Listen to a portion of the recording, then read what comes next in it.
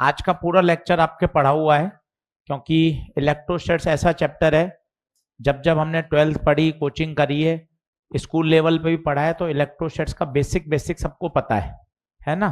तो ऐसे इसमें कुछ बहुत ज़्यादा नयापन नहीं है, तो इसलिए इसको न्यूमेरिकल वाइज स्ट्रॉन्ग करना है। फॉर्मूले वॉर्मूले सब हमें पता है, पर फिर भी एक बार सारी बातें समझ लेते हैं। चलिए शुरू करें। 2 पॉइंट चार्जेस हैं और दोनों के बीच में दूरी r है, तो इनके बीच में लगने वाला कूलम्बिक फोर्स सभी जानते हैं, F बराबर K Q1 Q2 by R square. अभी दोनों के बीच में वैक्यूम है, दोनों पॉइंट चार्ज हैं, माना प्लस प्लस है, तो ये प्लस इस प्लस को क्या करेगा, रिपेल। F21 F21 का क्या मतलब है, फोर्स ऑन 2 ड्यू टू 1। कोशिश करिए चैप्टर यहीं काफी तैयार हो जाए और इसके खूब न्यूमेरिकल करेंगे। इसमें 30-40 से काम नहीं चलेगा, 70-80 सवाल करने पड़ेंगे, तब जाके ये चैप्टर ग्रिप में आएगा। इलेक्ट्रोस्टैट बदनाम थोड़ा सा ज्यादा है, बदनाम इसलिए है क्योंकि चैप्टर कंटेंट बहुत है, सवाल 1 या 2 क्वेश्चन आते हैं, पर अपन को तो अच्छे तरीके से करना है। अच्छा 1 2 पे लगाएगा, action reaction equal and opposite, 2 भी 1 पे लगाएगा, F12। न्यूटन थर्ड लॉ, दोनों फोर्स इक्वल है मैग्नीट्यूड में बट डायरेक्शन में अपोजिट। F21 का नाम फोर्स ऑन 2 ड्यू टू 1। पहला कूलम फोर्स कंजर्वेटिव फोर्स है। कंजर्वेटिव फोर्स का मतलब इसका वर्क डन पाथ पे डिपेंड नहीं करता, always act along the line joining the charges।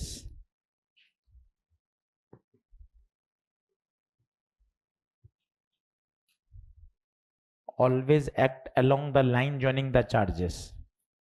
इसका मतलब क्या है, हमेशा दोनों चार्ज को मिलाने वाली लाइन पर, जैसे एक प्लस क्यू यहां है, एक प्लस क्यू यहां है, तो ये तो आपको बचपन से पता है कि प्लस प्लस क्या करेंगे, रिपेल। पर कैसे रिपेल करेंगे, उनकी दिशा क्या होगी, कितना अच्छा शब्द है, दोनों चार्ज को मिलाने वाली लाइन। अब ये प्लस इस प्लस को क्या करेगा, रिपेल। तो this force is always act along the line joining the charges. कैसा फोर्स है, कंजर्वेटिव फोर्स है। कंजर्वेटिव फोर्स कौन होते हैं बेटा, जिनका वर्क डन पाथ पे डिपेंड नहीं करता, इनवर्स स्क्वायर लॉ को फॉलो कर रहा है।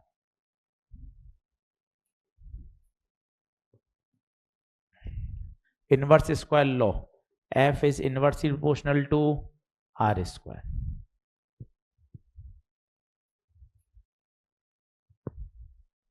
फॉर्मूला सभी को पता है, आप इतने बच्चे बैठे हैं, एक बच्चा नहीं मना कर सकता, अरे सर कूलम्स लॉ याद है सर, F बराबर K Q1 Q2 by R square. खूब इसके वैरायटी के सवाल हैं, वो भी आते हैं, पर अपन सब प्रोफाइल करेंगे, ट्राइंगल वाले सवाल, स्क्वायर, पेंटागन, फिर कहाँ पॉइंट होगा जहां पे नेट फोर्स क्या हो जाएगा, 0, फिर इन चार्जेस को पानी में डाल देंगे, हर तरह की प्रोफाइल पढ़ी हुई है, बहुत अच्छी बात है, एक बार रिव्यू सारी कॉन्सेप्ट करने जरूरी है। तो बताइए फोर्स का formula 1/4 pi epsilon not Q1 Q2 by R square. गुरुजी एप्सिलॉन नॉट कौन है, absolute permittivity of free space. कभी कभार एप्सिलॉन नॉट की यूनिट पे ही सवाल आ गया, यूनिट डायमेंशन का सवाल बना दिया, तो आप खुद निकाल सकते हैं।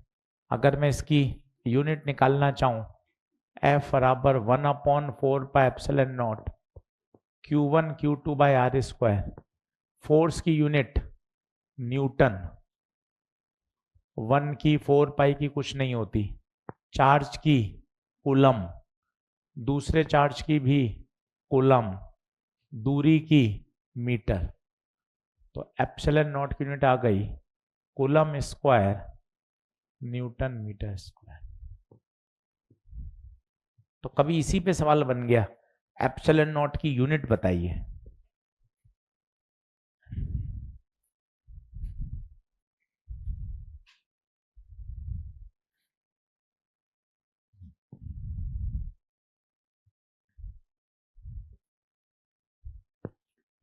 इसमें और ग्रेविटेशन फोर्स में अंतर है। अगला सेंटेंस सुनिए, बहुत अच्छा है। दो मास को पानी में डुबो दो तो उनके बीच में लगने वाला ग्रेविटेशनल फोर्स बदलता नहीं है, परंतु दो चार्ज को अगर आप पानी में डुबो दोगे तो किसी एक चार्ज पे लगने वाला नेट फोर्स बदल जाएगा। आगे आएगा, पढ़ेंगे। क्या आगे बढ़े? चलिए, इसकी वैल्यू ऐसे तो आजकल दे रखी होती है, फिर भी याद है तो अच्छी बात है। 8.85 इंटू 10⁻⁻12।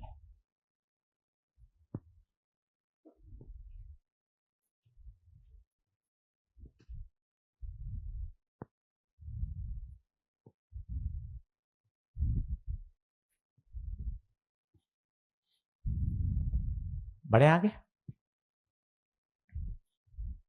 पहला ही सवाल अच्छी प्रोफाइल का करते हैं, देख लें जल्दी से, बराबर आ जाए।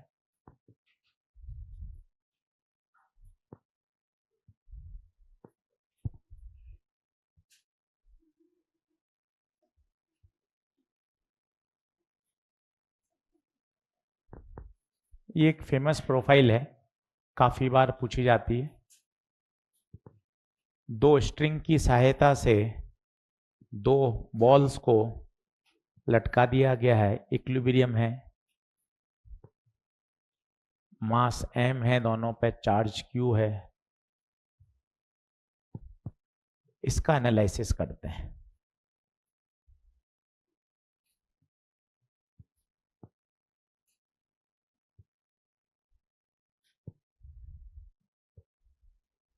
ये एक फेमस प्रोफाइल है।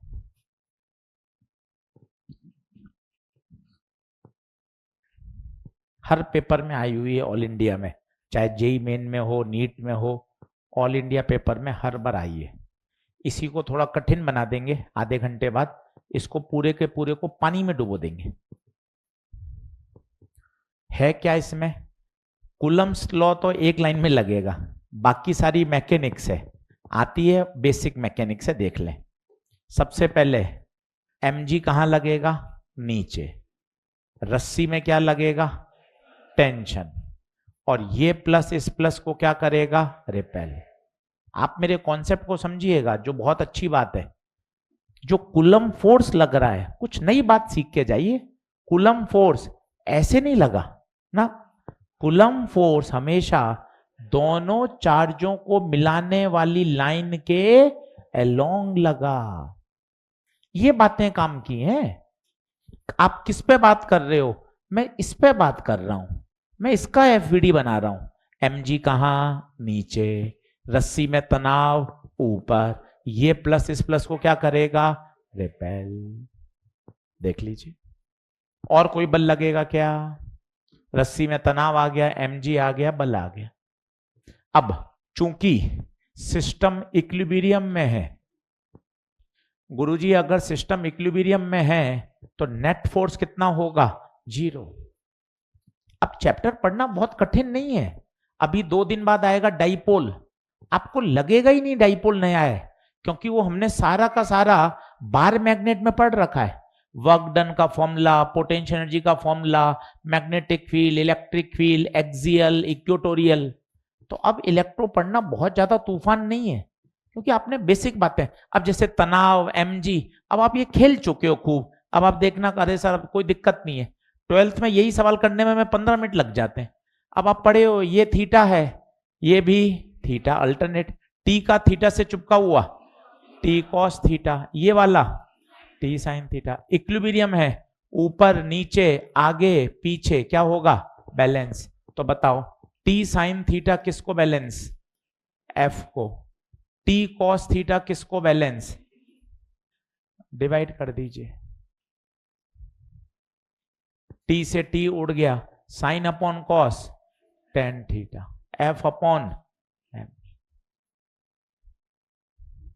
ये एक स्टैंडर्ड रिजल्ट है, कई अच्छे बच्चे इसे भी याद कर लेते हैं और ये काम का है। जब भी बॉल सस्पेंडेड सिस्टम आए सीधा मारिए, टेन थीटा बराबर एफ अपॉन एम जी। आप यहां का भी 1.5 मिनट बचा सकते हैं, रस्सी में टेंशन, एम जी, टेंशन के कंपोनेंट, आगे पीछे ऊपर नीचे बैलेंस किया। कभी कभार टेंशन पूछ ले तो इन दोनों इक्वेशन को स्क्वायर करके ऐड कर दो, इनको स्क्वायर करके ऐड कर दो,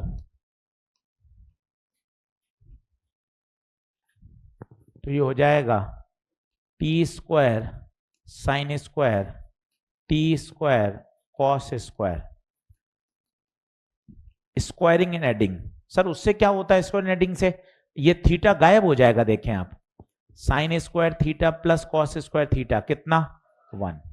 ये सब तरीके हैं जो हर जगह कॉमनली यूज आते हैं कि कभी भी ऐसा एक्सप्रेशन आए, अगर थीटा पूछे तो डिवाइड कर दो, टेंशन पूछे तो स्क्वायर करके ऐड कर दो, स्क्वायर करके ऐड करने से क्या हुआ, थीटा गायब हो गया। तो बताओ टी स्क्वायर बराबर F square plus M G square, तो T comes out to be under root of F square M G का स्क्वायर।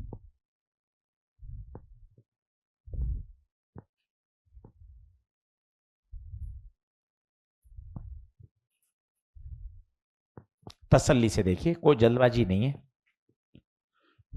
ये स्टैंडर्ड प्रोफाइल्स हैं। अब एक आपको याद है, वो भी कराऊंगा 15-20 मिनट। एक चार्ज के टुकड़े कर दिए, बताओ टुकड़े कैसे करें कि उनके बीच में लगने वाला फोर्स मैक्सिमम हो। तो आंसर है, कई बच्चों को याद है, आधा आधा। एक चार्ज है उसके 2 टुकड़े करने, तो आंसर है कि कैसे टुकड़े करें, आधा आधा करें, 1/4 3/4 करें, 25% 75% करें, 1/3 2/3 करें, ताकि उनके बीच में लगना कूलम्बिक फोर्स क्या हो जाए, मैक्सिमम। अभी आंसर आएगा उसका, काफी बच्चों को याद भी हो, टुकड़े कैसे होंगे, आधा आधा, वो भी करेंगे। ये ऐसे सवाल हैं बार बार रिपीट होते हैं, स्टैंडर्ड प्रश्न है। तो बताओ क्या ये 2 बातें ओके हैं। अब इसमें थोड़ा खेल करते हैं, खेल कैसे वो देखिएगा आप। करूं, नेक्स्ट करूं क्या, देखना। अब इसमें थोड़ा सा ट्विस्ट, थोड़ा सा दिमाग वाली बातें बताता हूं आपको। सभी लोग बोर्ड पे देखना और समझना, पेन पेंसिल छोड़ दो, अभी सिर्फ देखो कि कहना क्या चाहते हैं सर। इक्विलिब्रियम है, ये θ1 है, ये θ2 है। पूछा गया है कौन सा थीटा बड़ा।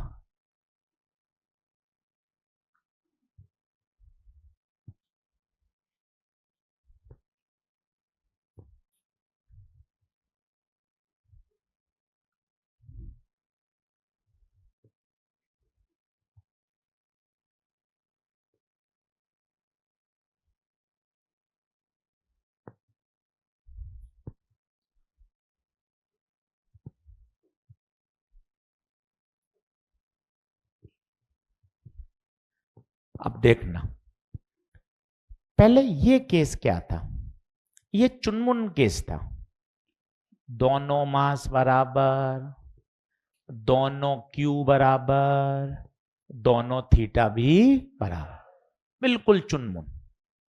अब आपने क्या किया सर, थोड़ा खेल किया, मास तो बराबर रखा, चार्ज अलग अलग कर दिया। इसमें चार्ज बराबर रखा और मास अलग अलग कर दिया। अब आपसे पूछा गया बताइए थीटा क्या रहेगा। अब ध्यान से सुनना, इस चार्ज के अलग अलग से क्या फर्क पड़ेगा। ये क्यू ना होके भाई ये 5Q होता, मुझे क्या फर्क पड़ता। ये प्लस इस प्लस को क्या करता, रिपेल। मैंने कहा क्यू क्यू का कहीं इस्तेमाल किया क्या? ये तो फोर्स है, जितना ये इस पे लगाएगा उतना ये वापस भी तो लगाएगा, मतलब क्यू से कोई फर्क नहीं पड़ता। क्या गुरुजी मास का फर्क पड़ता है?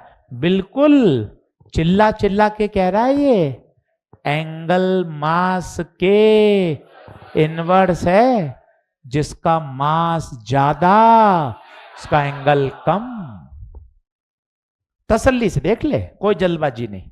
जैसे टेढ़ा मेढ़ा तू खुद सोचना, सर यहां 3 क्यू करता, यहां 15 क्यू कर देता, क्या होता लाले? ये प्लस इस प्लस को रिपेल करता, बदले में ये भी रिपेल करता। दोनों क्यू क्यू होते तो भी ये सिचुएशन होती, 7 क्यू 10 क्यू होते तो भी ये होती, ये तो सिमेट्री रहती। परंतु मास से अलग अलग हो जाएगा, कारण जो एंगल है वो एम के क्या है? इनवर्स। तो अब मेरे हिसाब से आप बता पा रहे हो, बताइए मास सेम है, इसका मतलब एंगल भी सेम रहेंगे, चार्ज से कोई फर्क नहीं पड़ता। तो बता बड़ा कौन, θ1 या θ2? चार्ज से कोई लेना देना नहीं है।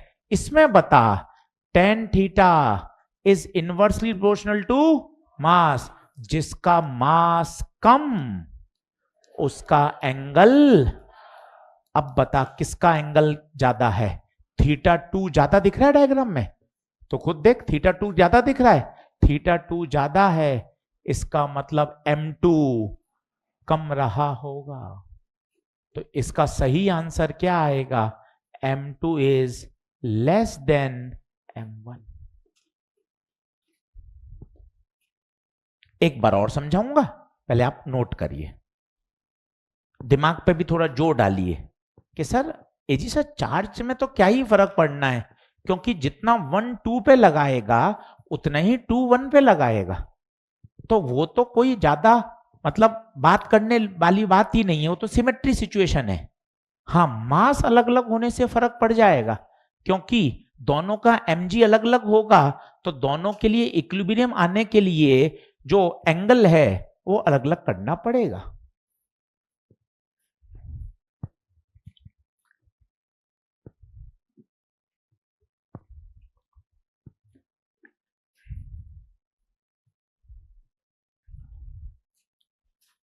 फिर कोई पूछता है रस्सी में तनाव भी बता दे, अलग अलग होगा या सेम? रस्सी में तनाव अलग अलग होगा या सेम? काहे दिमाग लगा रहा है? ये रहा फॉर्मूला तनाव का, ले ये रहा फॉर्मूला तनाव का, खुद बता दे। क्या तनाव एम पे डिपेंड कर रहा है? क्या एम पे डिपेंड कर रहा है? एम अलग अलग है, बात खत्म, बोलने की आवश्यकता ही नहीं है।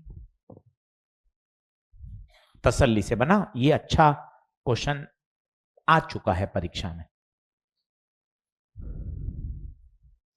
तो आइए इसको धीरे धीरे रिकॉल करिए। क्या चार्जेस पे अलग अलग रखने से कोई फर्क पड़ेगा? आंसर है नो। क्यों एजी सर ऐसा क्यों नहीं हो रहा काम? कारण जितना 1 2 पे बल लगाएगा, action reaction Newton third law 2 उतना ही 1 पे लगाएगा, तो सिमेट्रिकल सिचुएशन में कोई गड़बड़ी नहीं आएगी। परंतु मास अलग अलग होने से सिचुएशन पूरी अदला बदली हो जाएगी, जिसका मास कम उसका एंगल ज्यादा।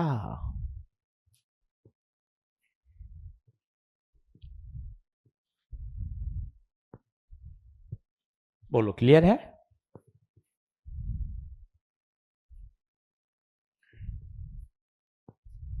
आगे बढ़े, पूरा चैप्टर पढ़ा हुआ है, तुझे कहीं दिक्कत नहीं आएगी, मैं सच कह रहा हूं।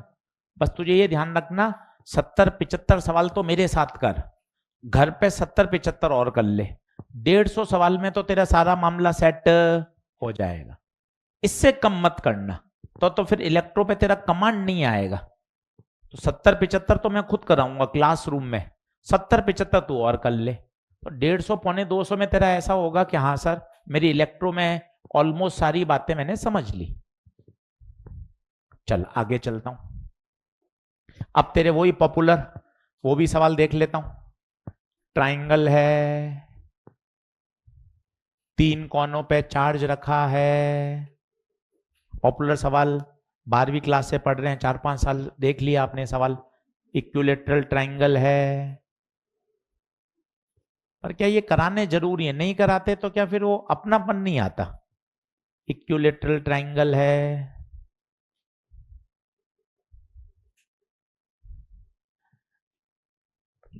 कैलकुलेट द, सब हर बच्चे को आता है, हर टीचर की कॉपी में स्टैंडर्ड सवाल है, कोई बहुत बड़ा इसमें रॉकेट साइंस नहीं है, पर फिर भी एक बार करना आवश्यक है, हमारी जिम्मेदारी है कि एक बार सारी प्रोफाइल को टच करना।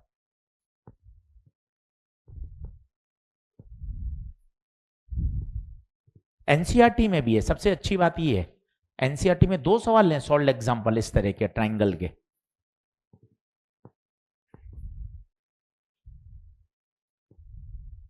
हाँ जी, ईएमडब्ल्यू के शॉर्ट नोट्स ऑनलाइन काफी बच्चों ने मुझे भेज दिए हैं भाई, बाकी बच्चे भी पूरा कर लें, ईएमडब्ल्यू पूरा तैयार होना चाहिए।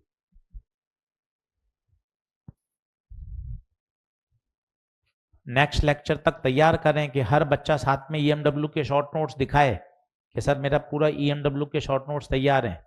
फिर 2 से 3 दिन का समय दूंगा आपको एसी का, अभी साथ साथ बन जाएंगे, पढ़ा हुआ है, बाद में बनाने में बहुत जोर आता है, अभी तो आपने पढ़ा है, क्वेश्चंस करें इतने सारे। चल अब मैं तरीका बता रहा हूं, कई बच्चों को आंसर भी याद है, √3f, जो 0 बोल रहे हैं वो गलत बोल रहे हैं, 0 नहीं है इसका आंसर। चलिए आइए बोर्ड पे देखें, तरीका सिखाता हूं, सब लोग बोर्ड पे देखें एक बार। जिस भी कोने पे फोर्स निकालना है उस पे गोला मार लो, सबसे अच्छा तरीका बता रहा हूं, कभी आपको दिक्कत नहीं आएगी। जिस भी वर्टेक्स पे फोर्स निकालना है उसको गोला मार लो, चलेगा, दौड़ेगा, कूदेगा, भागेगा, यही, इससे आपके तीर के निशान कभी गड़बड़ नहीं होंगे। मैं अपने शब्दों को फिर बोल रहा हूं, 10 बार बोलूंगा अलग अलग सवाल में। जिस पर भी फोर्स निकालना है उस पर गोला मार लो, अब चलेगा, दौड़ेगा, कूदेगा, भागेगा, यही। अब इसकी बात करो, बताओ प्लस प्लस को क्या करेगा, तो ये कहां भागेगा, नीचे, ये नीचे, ये इस पे भी लगा रहा है फोर्स, पर हम उसकी बात नहीं कर रहे, हमें तो इस पे चाहिए। तो प्लस प्लस रिपेल कितना, के क्यू क्यू बटे दूरी a², इसका काम पूरा, टिक लगा दिया। इसकी बात करो, प्लस प्लस को रिपेल, चलेगा, दौड़ेगा, कूदेगा, भागेगा, उछलेगा, यही, तो प्लस प्लस रिपेल। ये तीर के निशान बनाने बहुत जरूरी है। अभी अगला सवाल देखना, तीर का निशान बदल जाएगा, के क्यू क्यू बाय a²। अगर मैं इसको f बोलूं तो क्या इसको भी f बोल दूं? इक्विलेटरल ट्राइंगल है मेरे बेटे, तो 60 60 60, ये 60 है तो ये वर्टिकली अपोजिट, तो 2 फोर्स हैं, कितने डिग्री पे लग रहे हैं, 60। सभी को आंसर याद होगा, √a² plus b² plus 2ab cos theta. कई बच्चों को तो ये भी याद होता है, अगर इक्वल फोर्स हैं, 2 फोर्स हैं, तो कितना आंसर आता है बताइए, कितना, 2f cos या sin θ/2, cos θ/2, इससे सीधा आंसर आ जाएगा, 60/2 30 cos 30 √3/2, 2 से 2 कटा √3f। पर ये तभी लगेगा जब दोनों बराबर हों, ये हमेशा लगता है, a² plus b² plus 2ab cos theta, answer दोनों से सेम ही आएगा।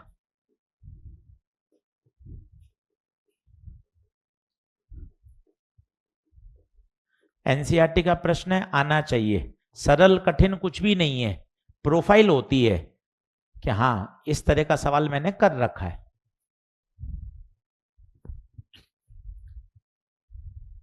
अभी बताता हूं सवाल, जेईई मेन 2026 का लेटेस्ट, अभी जनवरी में जो अटेम्प्ट हुआ है, वो कॉपी में ऑलरेडी है, आपके पिछले साल की कॉपी में देख लेना। तो ऐसा नहीं होता कि हम जो जानते हैं वो पेपर में नहीं आएगा भाई, मोस्टली तो चीजें वही रिपीट होती हैं। 30-35 सवाल तो अगर आप तरीके से करें तो आपके देखे दिखाए मिलते हैं। चाहे 2025 का ही पेपर, आप भले ही उसको तूफान मान रहे हैं, कारण क्या है, बायो में घुसे 1.25 घंटा 1.5 घंटा बायो में लग गया, केमिस्ट्री में गए वहां समय ज्यादा लग गया, तो वहां से फिर हाथ पांव फूलना शुरू हो गए, एंजाइटी, ब्लैकआउट होना, अरे अब क्या होगा, और दिमाग में प्रेशर क्या है, उससे 4 साल पहले तक 720 में 720, 720 में 720, 650 पे कॉलेज ही नहीं मिल रहा, तो वो दिमाग में और बैठा हुआ है कि नहीं यार 650 से कम पे तो काम चलता ही नहीं है। तो सारे फैक्टर ऐसे हुए कि मामला गड़बड़ हो गया। अगर आप ध्यान से उसी पेपर को डाउनलोड करके देख लें, 5 सवाल, 7 सवाल, 8 सवाल भी हटा दें, तो भी 35 से 37 ऐसे हैं जो आप आराम से कर सकते हैं, डाउनलोड करके देख लीजिएगा। पर वो माहौल ऐसा बना कि बायो में घुसे, बायो में सामान्यतः 45 मिनट 50 मिनट में पेपर हो जाता है, वहां बच्चे को 1 घंटा 15 मिनट 20 मिनट लग गए, वहां से प्रेशर बनना शुरू हुआ, केमिस्ट्री में गए वहां उलझ गए, फिजिक्स में समय कम बचा, और समय भी बचा तो 4-5 सवाल पहले पेज पर ही ऐसे आ गए जो उलझने वाले थे, तो मामला कुल मिला के गड़बड़ हो गया। पर उससे हमें सीख लेनी चाहिए कि यार आगे भविष्य में भी ऐसा पेपर आएगा तो हमें काम रह के काम करना है, शांत रह के। 600 फर्स्ट रैंकर वाले की भी 720 नहीं है, एम्स मिला है ना भाई, 720 थोड़ी ना थे, टॉप 50 रैंक वालों के 720 कहां थे। तो ऐसा कहीं नहीं लिखा हुआ गीता में, कुरान में, हमारे धर्म ग्रंथों में कि पूरा पेपर करके ही आने पर ही कॉलेज मिलता है, ऐसा कहीं नहीं लिखा हुआ है। तो थोड़ा इस बात को समझिए। अब इसी सवाल को थोड़ा चेंज करता हूं, यहां ऊपर कर दिया मैंने -q, सेम सवाल, ताकि आपको ना तीर के निशान समझ में आए। Calculate the net force on charge place at vertex C।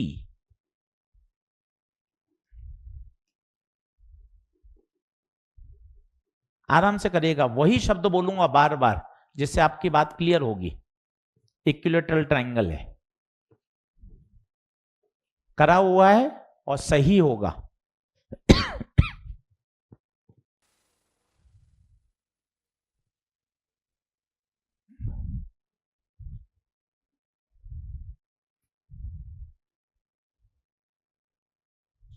हाँ जी बोलो। अब सुनना, शब्दों को ध्यान दो, यही सवाल नहीं आएगा, ट्रायंगल की जगह भी पेंटागन, स्क्वायर, हेक्सागन कुछ भी हो जाएगा, फिजिक्स वही रहेगी। अब मेरे शब्द सुन, जिस पर फोर्स निकालना है उसको गोला मारो, सी पर चाहिए, सी पे गोला मारो, चलेगा, दौड़ेगा, कूदेगा, उछलेगा, 5 शब्द बोल रहा हूं, तो देख तुझे 5 याद हो पा रहे हैं क्या इसी लाइन में? चलेगा, दौड़ेगा, कूदेगा, उछलेगा, 4 ही हुए। वापस, चलेगा, दौड़ेगा, कूदेगा, उछलेगा, हाँ, कौन? सी। अब बता, ये प्लस इस प्लस को क्या करेगा? रिपेल, के क्यू क्यू ए स्क्वायर, ये टिक लगाया, आनंद आने वाला है, निगाहें बोर्ड पे रखिएगा। ये माइनस इस प्लस को क्या करेगा? प्लस माइनस अट्रैक्ट, चलने दौड़ने कूदने वाला यही है, तीर का निशान ऊपर। और अगला खेल और तगड़ा, के पहला चार्ज क्यू, दूसरा चार्ज माइनस क्यू, नहीं क्यू ही आएगा, इस माइनस के प्रभाव के कारण ये तीर का निशान आ तो गया, यहां माइनस नहीं आएगा, ध्यान दीजिए। क्यों सर? उस माइनस का प्रभाव तीर के निशान में छुपा हुआ है ना बेटा, अब वापस माइनस थोड़ी ना लगाएगा तू, वो तीर का निशान ऊपर आया ही क्यों? क्योंकि वो माइनस था। अब बताइए, अगर मैं इसको F बोलूं तो क्या मैं इसको भी F बोलूंगा? ये 60 है तो ये 120,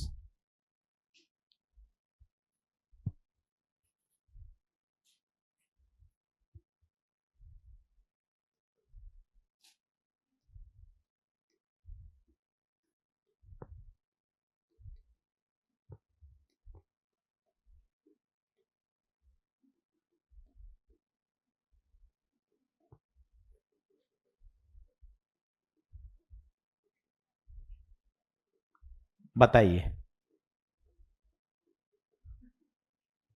आंसर के Q square by A square. Standard सवाल। अब अगला सवाल धीरे धीरे मैं 2026 के जेईई मेन की तरफ बढ़ रहा हूं। ऑलरेडी किया हुआ है, आप घबराएंगे नहीं, देखा हुआ है। करूं क्या नेक्स्ट?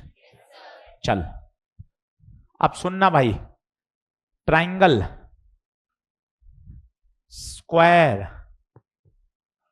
पेंटागन, ये पेंटागन वाला ही प्रश्न आया था, सबकी कॉपी में लिखा हुआ है, पर मैं तीनों बना रहा हूं एक साथ।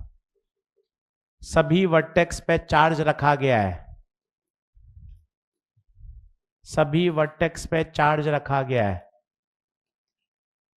सेंटर पे भी एक चार्ज रखा गया है, और आपसे पूछा गया है सेंटर पे लगने वाला नेट फोर्स। काफी बच्चों को याद है, आंसर 0। क्यों 0? ध्यान से देखिए, फिर मैं आपको एक प्रॉपर्टी भी बताऊंगा। सभी लोग बोर्ड पे देखें, मैं अपने शब्दों को रिपीट कर रहा हूं, बार बार वो शब्द आपके दिमाग में बैठेंगे। 3 मई तक याद रह जाए तो मजा आ जाएगा। 2 से 5 यही समय होगा, यही समय चल रहा होगा 2 से 5 वाला। देखिए, जिस पर फोर्स निकालना है उसको गोला मारें, जिस पे फोर्स निकालना है उसको, चलेगा, दौड़ेगा, उछलेगा, कूदेगा, भागेगा, यही। जल्दी बताएं, ये प्लस इस प्लस को रिपेल एफ, ये प्लस इस प्लस को एफ, ये प्लस इस प्लस को, सारे एफ क्यों हैं? क्योंकि चार्जेस सब बराबर हैं और दूरियां भी सब बराबर है। 3 फोर्स कितने कितने डिग्री पर? 120, 120, 120, 120। अब एक वेक्टर की प्रॉपर्टी सुनिए, आज याद हो जाएगी, ध्यान से सुनिए। अगर सारे फोर्स कोप्लेनर हो, पहला शब्द क्या बोल रहा हूं? कोप्लेनर। कोप्लेनर का मतलब एक ही प्लेन में। सारे फोर्स इक्वल होने चाहिए और सभी फोर्स के बीच में एंगल भी इक्वल होना, तो नेट फोर्स हमेशा 0। क्योंकि इसमें तो आप फिर भी रिजल्टेंट निकाल लोगे, इन दोनों का ऊपर आएगा, फिर वो कैंसिल होंगे। इसमें आपकी जान निकल जाएगी, क्योंकि पेंटागन है, एंगल निकाल लोगे तो भाई साहब एंगल इतना आसान नहीं आएगा। ये प्लस इस प्लस को रिपेल, ये प्लस इसको रिपेल, ये प्लस इसको रिपेल, ये वाला इधर रिपेल, ये वाला इधर रिपेल। एंगल निकालते निकालते आपकी जान निकल जाएगी, पर एक प्रॉपर्टी आपको बचा लेगी। उस प्रॉपर्टी के 3 शब्द बोलिए मेरे साथ। पहला, फोर्सेस मस्ट बी कोप्लेनर, सारे फोर्स इक्वल होने और सभी फोर्सेस के बीच में एंगल भी बराबर होना। सारे फोर्स बराबर हैं, सिमेट्री से सारे एंगल भी बराबर हैं, तो नेट फोर्स 0। यहां देखिए, ये प्लस रिपेल, ये प्लस रिपेल, ये प्लस रिपेल, ये प्लस रिपेल, ये तो छोटा बच्चा भी कर सकता है। ये कैंसिल हो गया, ये कैंसिल हो गया, पर मैं तो उसी प्रॉपर्टी से करके देखूंगा। हाँ, उससे करके देख, मजा आएगा। क्या प्रॉपर्टी है बोलना? सारे फोर्स एक ही प्लेन में होने हैं, सारे इक्वल होने चाहिए हैं, एंगल सारे बराबर होने चाहिए हैं, इसलिए बता नेट फोर्स 0। ये साल का सवाल है 2026 का। उसने फोर्स पूछा था और इलेक्ट्रिक फील्ड पोटेंशियल, इस तरह का प्रश्न और था। और ये फेमस सवाल है, आपकी कॉपी में भी है ये। स्क्वायर, हेक्सागन, ट्राइंगल, पेंटागन, सभी में नेट फोर्स कितना है? 0। वो प्रॉपर्टी बोलिए, चाहे तो साइड में लिख लीजिए। पहला शब्द कोप्लेनर, दूसरा शब्द सारे फोर्स बराबर होने चाहिए, तीसरा शब्द एंगल बिटवीन 2 वेक्टर्स, 2 फोर्सेस सभी में सेम होना चाहिए। देख लो तसल्ली से, ये फेमस सवाल है। ट्राइंगल, स्क्वायर, ट्राइंगल में चार्ज प्लस माइनस कर दें, पर सबके लिए बात सेम रहती है। अब इसमें आता है थोड़ा ट्विस्ट, जैसे ये था, ये सवाल स्टैंडर्ड था, tan थीटा बराबर F/mg। इसमें हल्का सा ट्विस्ट, मास अलग हो, चार्ज अलग हो। ये सवाल स्टैंडर्ड है, सारे चार्जेस। अब इसी में एक अच्छा प्रश्न वो आपको बना के दिखाता हूं। पेंटागन है पर एक चार्ज मिसिंग है, 4 ही रखे हैं बस, और सेंटर पे एक चार्ज और है।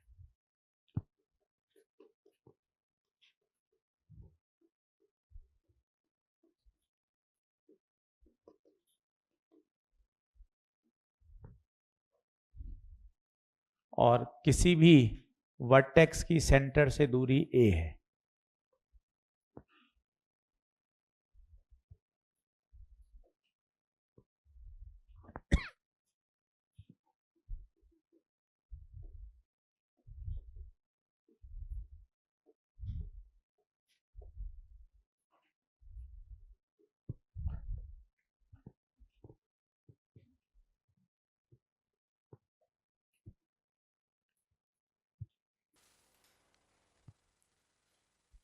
अब अगर आपने इसको बेसिक से किया तो आपकी जान निकल जाएगी। क्यों निकल गई जान?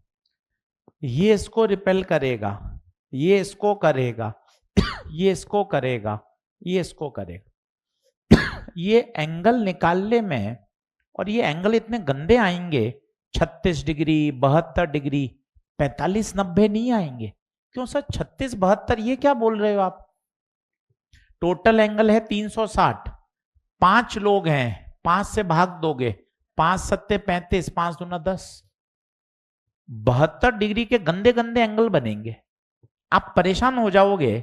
आंसर तो आएगा पर मैथ्स थोड़ी सी रिग्रेस हो जाएगी। अब इसका एक तगड़ा जुगाड़, वो आप सुनेंगे तो आपको आनंद आ जाएगा। इसी सवाल में मत करिएगा, सॉल्यूशन लिख के करिएगा, उसी में मत करिएगा। ये लिखा सॉल्यूशन, ये प्लस, ये प्लस, ये प्लस, ये प्लस, ये प्लस, यहां मैंने एज्यूम किया प्लस क्यू और माइनस क्यू। ये क्या गुरुजी अपने मन से मान लिया? हाँ मान सकता हूं ना, मैंने सवाल को कहां बदला। क्यों गुरुजी सवाल क्यों नहीं बदला? प्लस माइनस दोनों मान लिए, तो नेट चार्ज कितना है? तो मैंने प्रश्न को तो छेड़ा नहीं, पर फायदा हो गया डबल। क्यों सर फायदा कैसे होगा? वैलेंटाइन डे तो कल है? तो फिर अभी कैसे फायदा? आज तो शायद हग डे है ना? हग डे है ना आज? पता सब मना ऐसे कर रहे हैं, जानते सब हैं? नहीं नहीं सर, नहीं सर, हैं? हाँ चले बस। ज्यादा, हाँ ज्यादा चिल्ला वो रहे हैं जो ज्यादा फ्रस्ट्रेटेड है। हाँ जिनकी सब बिल्कुल सेट है मामला, वो तो शांत होके ऑब्जर्व कर रहे हैं चीजों को। हैं फ्रस्ट्रेशन वाले ज्यादा चिल्लाते हैं कि सर ना मैं होगा ना किसी का होने दूंगा। चलिए तो चलिए संभालिए, ऊर्जा को बचाए रखें। तो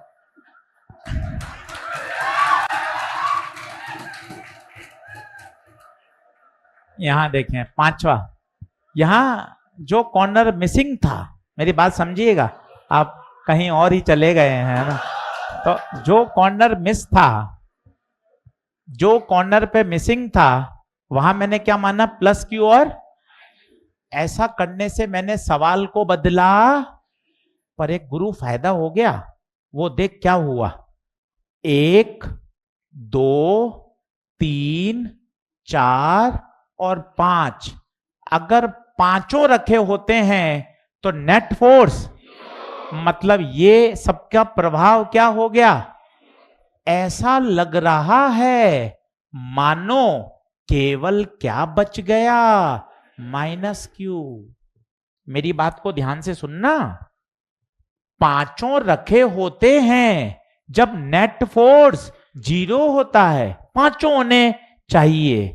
यहां तो पांचों नहीं थे, तो मैं तो हक्का बक्का रह गया। अब मैं कैसे करूं?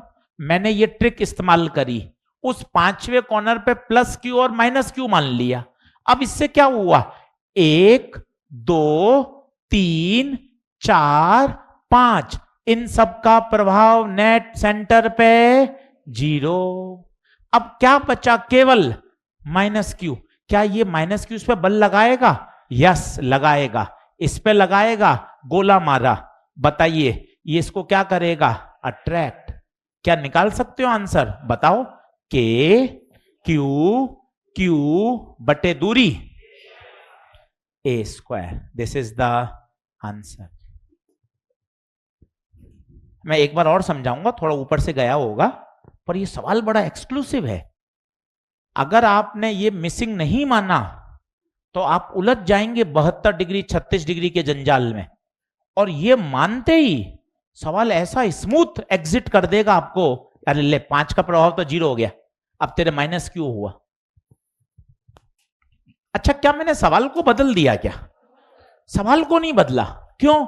मैंने वहां पे अकेला प्लस नहीं माना, मैंने एक प्लस और एक माइनस माना, जिससे मेरा नेट प्रभाव तो 0 रहेगा। ध्यान रखो। लिखे हैंग डालिए, नल पॉइंट फाइंड करना। बस बस संभालिएगा, नल पॉइंट फाइंड करना। बस बस,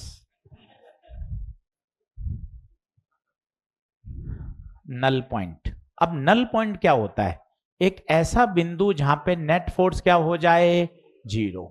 बहुत ही पॉपुलर क्वेश्चन, पहले मैं उसी से शुरू करता हूं।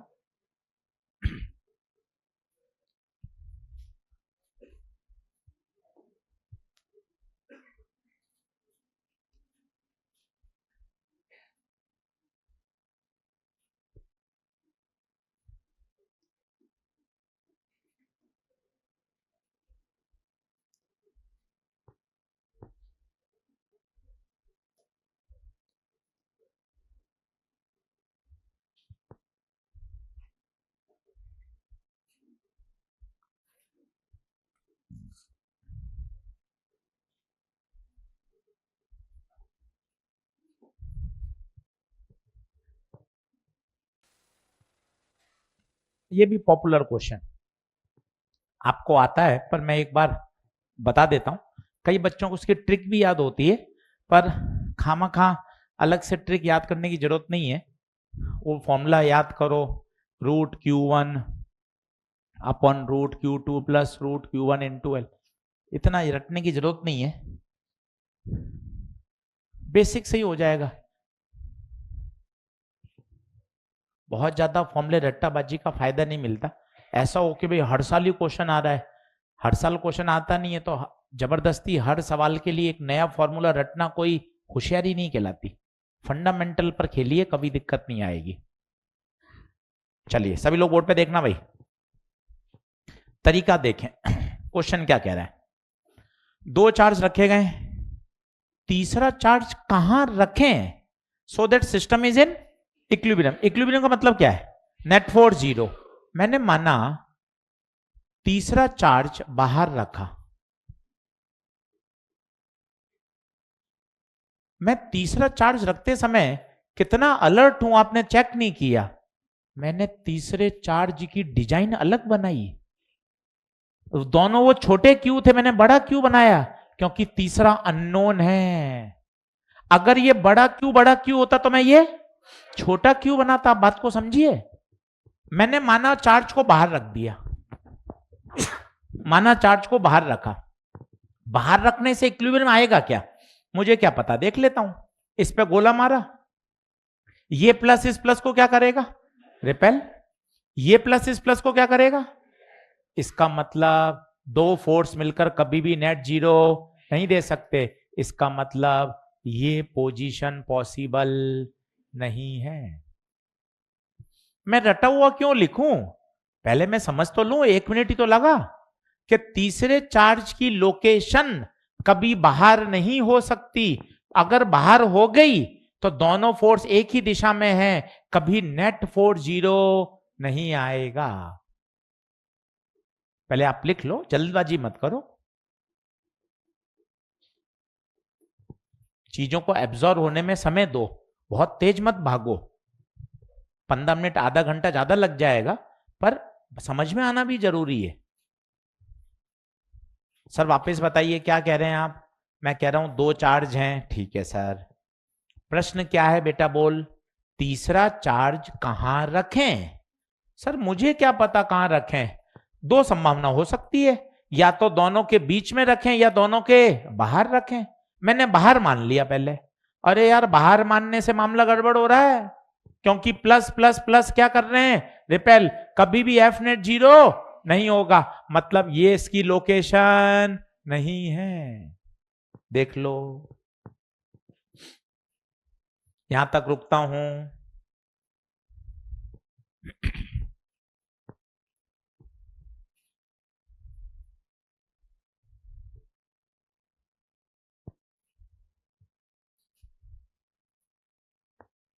करूं क्या? इसका मतलब अब मैं अपनी प्रॉपर्टी को बोल रहा हूं, मेरी बात को समझिएगा बच्चों गौर से। आपने पढ़ा हुआ है इलेक्ट्रो, आप परेशान मत होइए, आपने सारी बातें आपको आती हैं। एक भी बात मैं ऐसी नहीं बोल रहा हूं जो आप पहली बार सुन रहे हैं। आपको पता है, आपने अच्छे से पढ़ा है, बस आप उसको रिकॉल करने की कोशिश करिए। घर से थोड़ा पढ़ के आइए 15 मिनट, तो मैं और अच्छा इसको सिखा दूंगा। इलेक्ट्रिक फील्ड, डाइपोल, पोटेंशियल, सारा। चलिए 2 चार्ज आपको दिख गए। अब तीसरे चार्ज की लोकेशन बाहर नहीं होगी, कहां होगी? बीच में। बीच में कहीं, बीचों बीच नहीं बोल रहा हूं, बीच में कहीं, ये बीच में कहीं, ये तीसरा चार्ज। और बताओ किसके पास होती है? छोटे वाले के पास। ऐसा क्यों होता है? छोटे वाले से दूरी कम होगी तो इसका फोर्स बढ़ जाएगा। टोटल एक्स है, टोटल एल है, तो ये कितना? L minus. क्या बात समझ में आती है? आओ एक नई बात लिखता हूं। अगर चार्जेस सेम नेचर के हैं तो नल पॉइंट बीच में या बाहर? अपने सेंटेंस को धीरे धीरे बोलता हूं। अगर दोनों चार्ज सेम नेचर, जी सर सेम नेचर का क्या मतलब है? दोनों प्लस प्लस या दोनों माइनस माइनस? अगर चार्ज सेम नेचर के हैं तो नल पॉइंट सदैव बीच में होगा, और किसके पास? छोटे वाले के पास। इस बात को यहां लिख ले। और अगर किसी को मैग्नेटिक इफेक्ट याद आ रहा हो तो यह बात मैंने आपको वहां भी बताई थी। एक में करंट बाहर या दोनों में करंट अंदर है, तो बताओ नल पॉइंट कहां? बीच में। एक में करंट बाहर और एक में करंट अंदर, अपोजिट, तो बताओ नल पॉइंट बाहर, किसके पास? छोटे वाले के। सेम कॉन्सेप्ट है। तो इस बात को तरीके से लिखते हैं, 5 मिनट रुक जाते हैं। पहला, चार्जेस सेम नेचर के होने चाहिए। दूसरा, लोकेशन नल पॉइंट की इन बिटवीन होगी। तीसरा, टिक मार्क, किसके पास होगी? छोटे वाले के पास होगी। ऐसा लिख लेना, मजा आ जाए। कितना बढ़िया फ्लो लिखा है देख। चार्जेस सेम नेचर के, पहली शर्त, लोकेशन नल पॉइंट की इन बिटवीन, किसके पास? छोटे वाले के पास।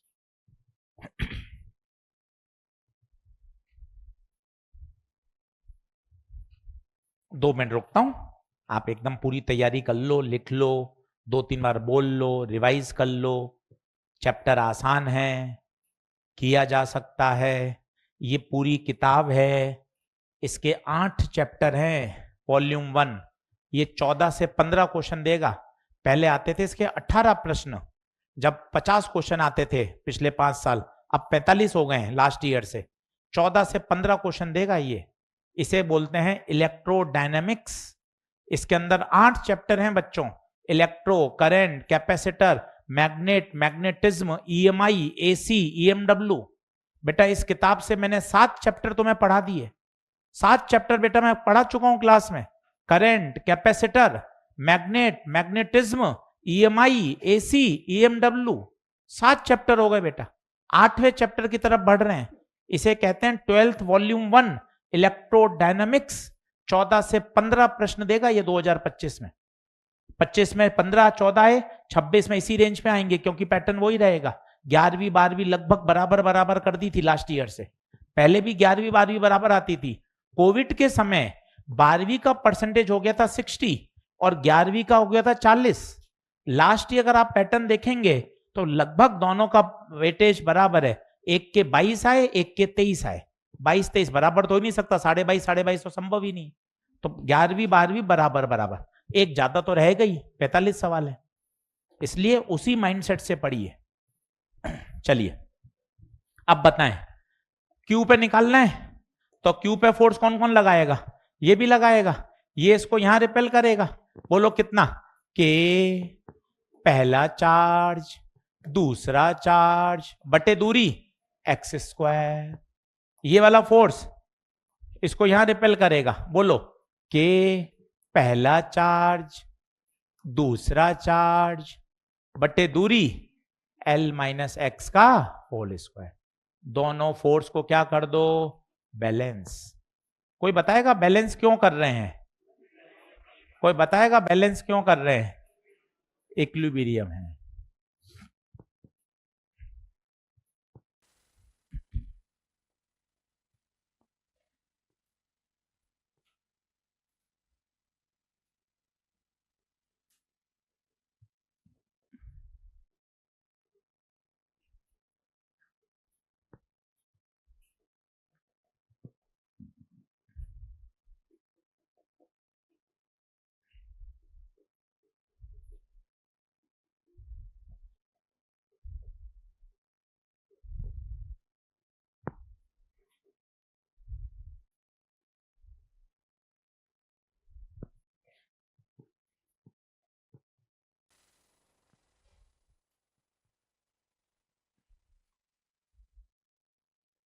केवल एक चीज को पकड़ा है, कूलम्स फोर्स, के Q1 Q2 by R square.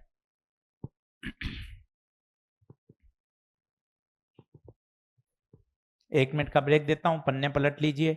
Ball suspended system सिखाया, ट्राइंगल स्क्वायर पेंटागन के सवाल कराए, नल पॉइंट सिखाया, 3 कॉन्सेप्ट पर मैंने अभी बात करी आपसे।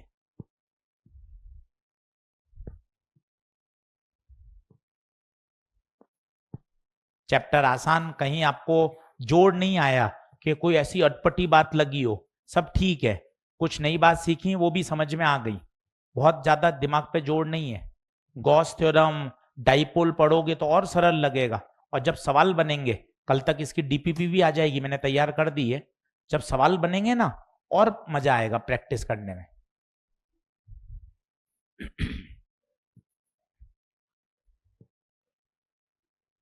चलिए आगे बढ़ें क्या, चल भाई लिखें।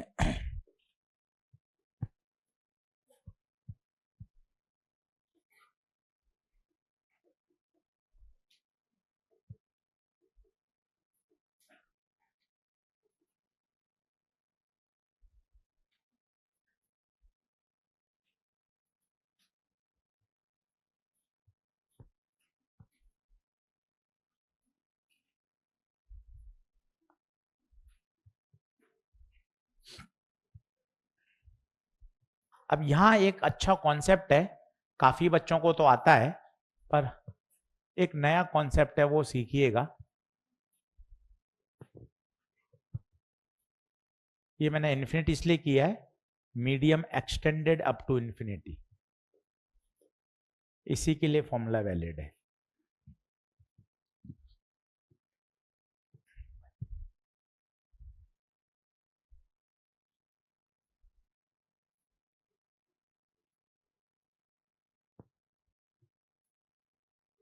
अब बहुत अच्छे से देखना, अच्छा कॉन्सेप्ट है, इंटरेस्टिंग। असर्शन रीजन पे इस पे 2 बार सवाल एम्स में आया हुआ है, नीट में अभी तक सवाल रिपीट नहीं हुआ, आ सकता है।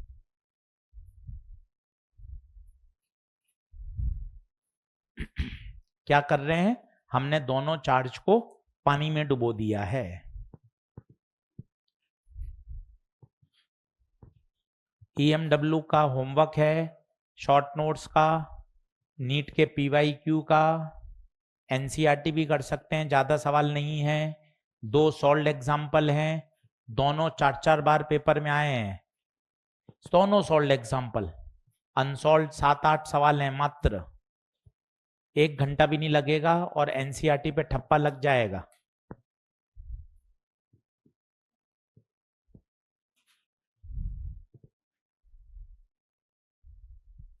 बढ़ूं क्या?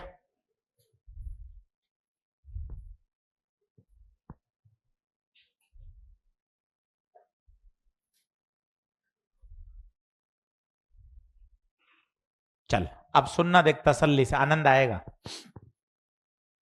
ध्यान से सुनना, थोड़ी बात दमदार है।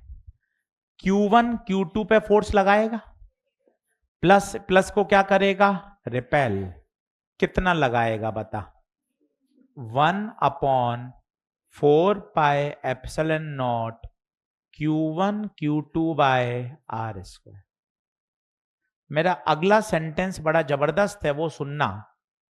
हम सभी को ऐसा याद है, पानी में डुबोने पर जो फोर्स है वो एयर की तुलना में कम हो जाता है। एनसीईआरटी यही लिखती है, पर ये पूरी जानकारी सही नहीं है। आज आप सही बात सुन के जाइए। 2 पर 1 के कारण लगने वाला फोर्स नहीं बदला। 2 पर 1 अभी भी उतना ही फोर्स लगा रहा है। अब हुआ क्या, इस मीडियम में मॉलिक्यूल है और इस चार्ज ने उन मॉलिक्यूल्स को क्या कर दिया? पोलराइज कर दिया। ये प्लस है, minus plus minus plus minus plus, इनको क्या कर दिया? पोलराइज कर दिया। किसको? मीडियम में उपस्थित एट मॉलिक्यूल्स को क्या कर दिया? पोलराइज। अब इस Q2 पर और कौन फोर्स लगा रहा है बताइए? ये सारे मिलकर भी फोर्स लगा रहे हैं। तो बताओ Q2 पे अब कुल कितना फोर्स लगा? एक तो Q1 लगा रहा है और एक पोलराइजेशन के कारण ये आजू बाजू के पड़ोसी भी लगा रहे हैं। तो जो आपको याद है, सही याद है, फोर्स ऑन Q2 जो एयर की तुलना में कितना कम हो गया? Epsilon R. पर ये वास्तव में कौन सा है? Net force. हम जो लिखेंगे, जो एम्स का क्वेश्चन था, थोड़ा कठिन है, आप जबरदस्ती हां मत बोलना, वो ये था, force on Q2 due to Q1 ये प्रभावित नहीं हुआ है। ये प्रभावित नहीं हुआ है। क्यों नहीं हुआ है? Principle of superposition. आप इतने प्रश्न करके आए, जब ये इस पे फोर्स लगाता है तो ये इस बात पे निर्भर नहीं करता कि आजू बाजू कौन कौन से लोग हैं।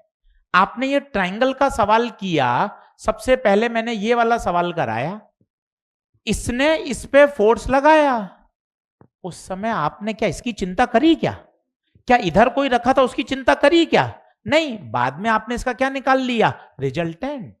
This is called principle of superposition. जब आप इस पर बल लगा रहे हैं, इसके कारण आपने इसको देखा तक नहीं था, ऐसी तैसी कराई, कुछ भी होता, 2Q होता, 5Q होता, ये फोर्स इतना ही रहता।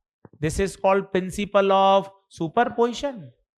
The force on 2 due to 1 does not depends on the surrounding charges। और कौन वातावरण में प्रेजेंट है इस बात पर डिपेंड नहीं करता। हां, नेट फोर्स परिवर्तन हो गया। ये Q की जगह 2Q होता तो ये आंसर लगाता, माइनस Q होता तो आंसर लगाता, 10Q होता तो आंसर लगाता, पानी होता तो आंसर लगाता।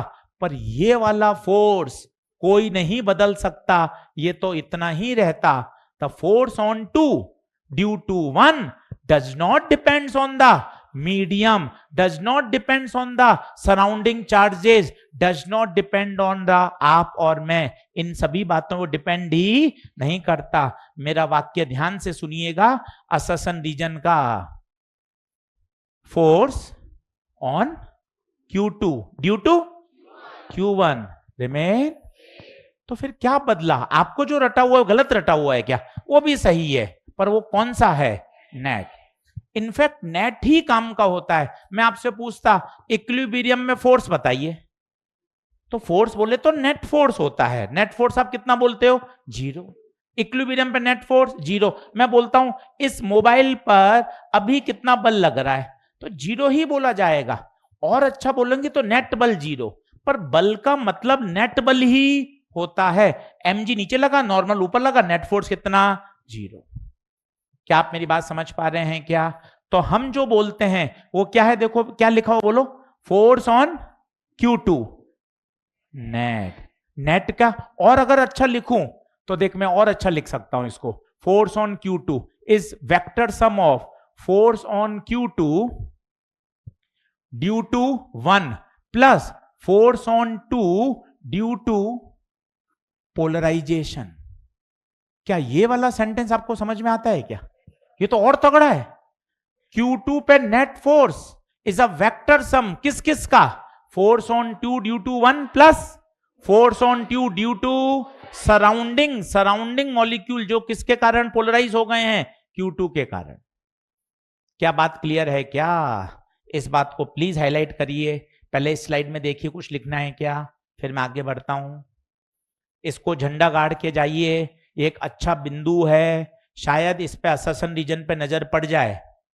तो माध्यम में डुबोने पर, माध्यम बोले तो मीडियम, मीडियम में डुबोने पर Q2 पे Q1 के कारण बल चेंज नहीं होगा, नहीं चेंज होगा, वो उतना ही लगाएगा। हां, क्या चेंज होगा, नेट फोर्स।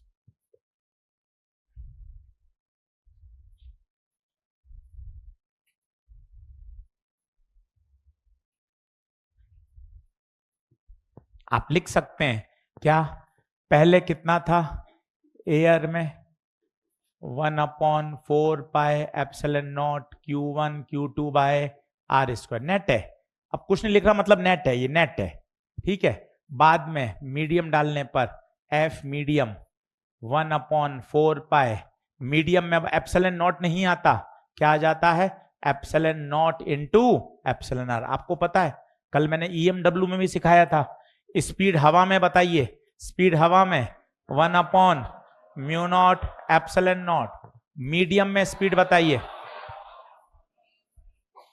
मीडियम में स्पीड बताइए, C/μr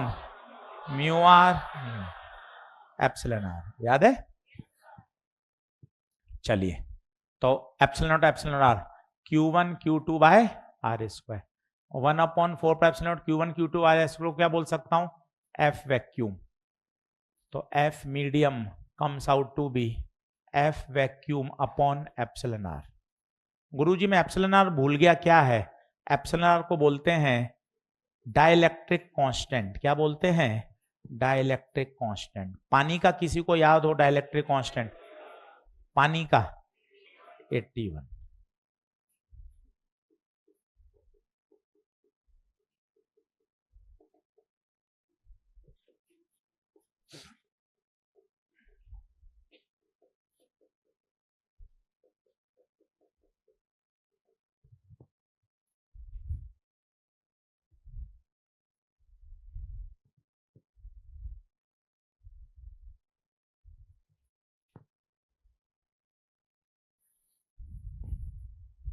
इस बात को मैं धीरे धीरे बोलता हूं, धीरे धीरे बोलता हूं, क्या, पानी में डुबोने पर नेट फोर्स बदल गया, आंसर है यस। पानी में डुबोने पर नेट फोर्स बदल गया, आंसर है यस। इनफैक्ट आप तो ये भी बोल सकते हैं कम हो गया। क्यों कम हो गया बताइए, क्योंकि डिवाइड हुआ है ना, डिवाइड होने से क्या हो जाएगा, कम। तो कोई चलते फिरते ये पूछ ले पानी में डुबोने पर नेट फोर्स कम हो गया, यस। और नेट भी ना बोले ये भी सही है, पानी में डुबोने पर फोर्स कम हो जाता है, ये भी चलेगा, क्योंकि फोर्स का इटसेल्फ मतलब क्या होता है, नेट। फोर्स का इटसेल्फ मतलब होता है नेट। हां, स्पेसिफिक पूछे बंदूक तान के, force on 2 due to 1, force on 2 due to 1, उसका आंसर क्या दोगे, रिमेन सेम। ये अगली स्लाइड पे लिखा हुआ है, देख ये लिख, ये लिख,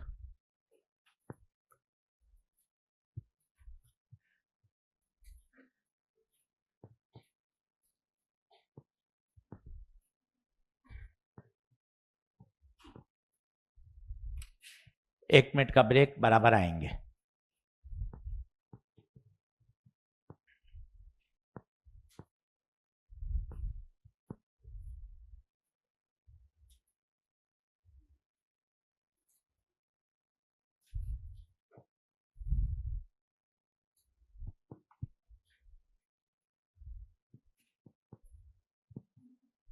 बोलें आगे बढ़ें क्या?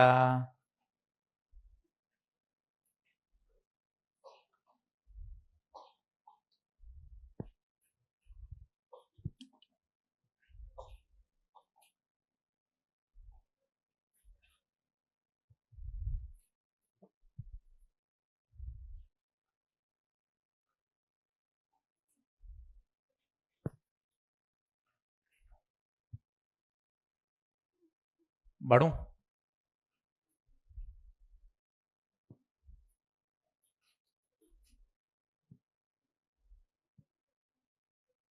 पिछली स्लाइड में कुछ रह गया था, लिख लिया, देख लो। एप्सिलॉन आर को क्या बोलते हैं? के, डाइलेक्ट्रिक कांस्टेंट। इसकी कोई यूनिट और डायमेंशन नहीं होती। बढ़ें क्या आगे? चलिए, इसी में एक बात और आती है, रीडिस्ट्रीब्यूशन ऑफ चार्ज।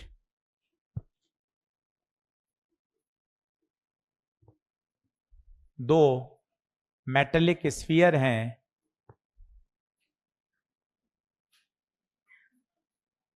दोनों पे चार्ज Q1 Q2 है, दोनों को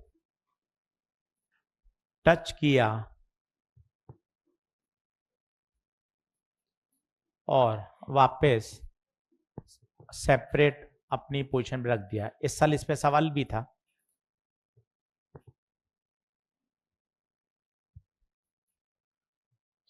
इसे बोलते हैं कंडक्शन। चार्जेस क्या होते हैं? ट्रांसफर।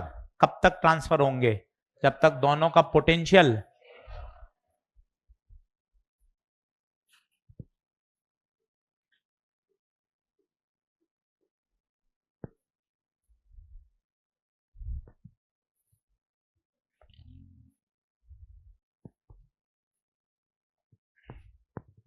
इस पे प्रश्न था ऑलरेडी, 2 से 3 बार वो पहले भी आया हुआ है।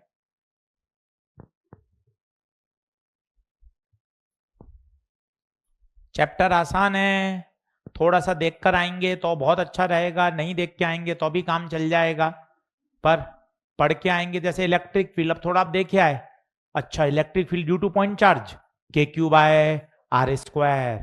बूंद हवा में इक्विलिब्रियम में है, नीचे mg लगेगा, ऊपर QE लगेगा, mg बराबर QE। थोड़े थोड़े याद हो जाते हैं तो मजा आ जाता है। किसी रिंग की इलेक्ट्रिक फील्ड, एक कठिन सा फॉर्मूला है, किसी को याद हो, रिंग की इलेक्ट्रिक फील्ड एक्सिस पर KQX r² प्लस x² की पावर 3/2। कहां मैक्सिमा होता है? ऐसा वाला ग्राफ याद हो तो कहां मैक्सिमा होता है? इसका डिफरेंशिएट करके 0 कर देंगे, r/√2। तो थोड़ा देखे आएंगे तो फायदा रहेगा। थोड़ा मैं जल्दी कर लूंगा, 10 मिनट न्यूमेरिकल ज्यादा करा दूंगा, क्योंकि ये स्टैंडर्ड बातें हर नोट्स में है, हर मॉड्यूल में है, आपकी भी किताब कॉपी में लिखी हुई है। मैं तो सब बताऊंगा, एक बार देखे रहेंगे तो थोड़ा आसानी रहेगी। पॉइंट चार्ज की इलेक्ट्रिक फील्ड KQ/r², थोड़ा बहुत हम न्यूमेरिकल पे ज्यादा फोकस कर लेंगे। नहीं तो क्या, फॉर्मूले लिखने में बहुत समय लगता है। अब गॉस थ्योरम के फॉर्मूले कितने हैं? शीट की इलेक्ट्रिक फील्ड σ/2 ε0, वायर की electric field 2k λ/r, sphere के कारण आउटसाइड KQ/r², सरफेस पे KQ/², इनसाइड 0। अभी सारे गॉस थ्योरम के एप्लीकेशंस हैं, पढ़ेंगे सारे। अब तू क्या देखे आएगा ना, तो तुझे क्या क्लिक कनेक्ट करने में आसानी रहेगी। हाँ, infinite wire 2k λ/r। Sir अब 3 सवाल करा दो इस पर। स्फीयर, सर स्फीयर 2 तरह के हैं सर, मैंने 2 करके देखे हैं सर, एक कंडक्टिंग होता है और एक, तो तेरी डिमांड भी रहेगी कि यार एजी सर के नोट्स में भी कंडक्टिंग और नॉन कंडक्टिंग दोनों आने चाहिए। इससे थोड़ा अलर्ट रहते हैं। नुकसान तो है ही नहीं, कॉपी पढ़ के आने का नुकसान तो है ही नहीं, 1 रुपए का भी। तू ज्यादा जल्दी रिकॉल कर पाएगा, क्योंकि फॉर्मूले की भरमार है, मैं बचा नहीं सकता। 30 से 35 फॉर्मूले हैं, इलेक्ट्रो में। अब है तो है, इसमें अपन बच नहीं सकते। मैग्नेट जैसा चैप्टर है, फॉर्मूले की संख्या बहुत है। थोड़ा सा पढ़ के आते हैं तो हम कनेक्ट कर पाएंगे अच्छे से। चलिए, अगर ये दोनों स्फीयर बराबर होते तो चार्ज आधा आधा बढ़ जाता, पर ये बराबर, तो ये जो बढ़ता है वो रेशियो में बढ़ता है। तो नया चार्ज Q1, ये देख मैंने Q1 Q2 बड़ा Q1 Q2 अलग लिखा है। बड़ा Q1 कौन? छोटा Q1 ओल्ड। कनेक्ट करने से पहले Q1, कनेक्ट करने के बाद बड़ा Q1। तो ये आता है R1 upon R1 plus R2 into Q1 plus Q2। Potential same कर देंगे, आंसर आ जाता है। Q2 आता है R2 अपॉन, जनरली दोनों स्फीयर सेम साइज के होते हैं, और अगर सो सेम साइज के होंगे तो लॉटरी लग जाएगी तेरी। R1 R2 बराबर है तो कोशिश कर, क्या होगा, R अपॉन 2R। आंसर आएगा R से R कैंसिल, 2 से डिवाइड, मतलब चार्ज कैसा डिस्ट्रीब्यूट हो जाएगा, आधा आधा। मैं अगला फोटो बना रहा हूं, देखना। तूने वो लिखी नहीं है स्लाइड, मुझे पता है, फिर भी मैंने स्लाइड चेंज कर दी, तू परेशान मत होना। अगर सेम रेडियस के स्फीयर हैं मेरे बच्चे, सेम रेडियस के स्फीयर हैं, तो तुझे फॉर्मूला लगाने की जरूरत ही नहीं है। सिंपल चार्ज को क्या कर दे, आधा आधा। बता टोटल चार्ज कितना हो गया, बता। Q1 प्लस Q2, तो आधा आधा, Q1 प्लस Q2 बटे 2, Q1 प्लस Q2 बाय, बशर्ते दोनों स्फीयर आइडेंटिकल होने चाहिए। चार्ज बट गया, उदाहरण के तौर पर इस पे 2 कूलम होता, इस पे 6 कूलम होता, दोनों को टच किया, टच करके अलग किया, तो टोटल चार्ज बता 8। 8 के 2 टुकड़े कर दे, 4 4। ये जोड़ने से पहले, ये जोड़ने के बशर्ते स्फीयर मस्ट बी आइडेंटिकल। बता क्या बात समझ में आती है? ये लिख ले भैया।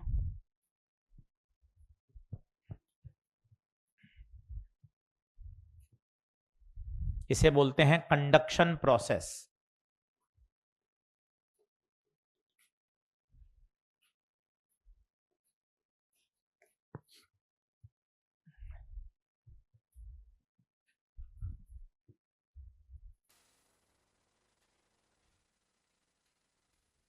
और अगर रेडियस अलग अलग हो, जैसे सामान्य तो नहीं आती है, अलग अलग हो, तो फिर आपको ये वाला फॉर्मूला याद होना चाहिए। रेडियस के प्रोपोर्शन में बटा है, देखो आप, रेडियस के प्रोपोर्शन में ये भी याद कर सकते हैं। Q1 बाय Q2 बराबर R1 बाय R2। ये भी आप बोल सकते हैं, जितना टोटल चार्ज पहले होगा उतना ही टोटल चार्ज बाद में होगा, कंजर्वेशन ऑफ चार्ज। चार्ज ही तो बटा है, हेडिंग ही कितनी अच्छी है, रीडिस्ट्रीब्यूशन ऑफ चार्ज हुआ है। चार्ज कोई पैदा थोड़ी ना हुआ है, चार्ज कोई नष्ट थोड़ी ना हुआ है, चार्ज का रीबंटवारा हुआ है। कुल चार्ज तो उतना ही रहेगा। करूंगे नेक्स्ट।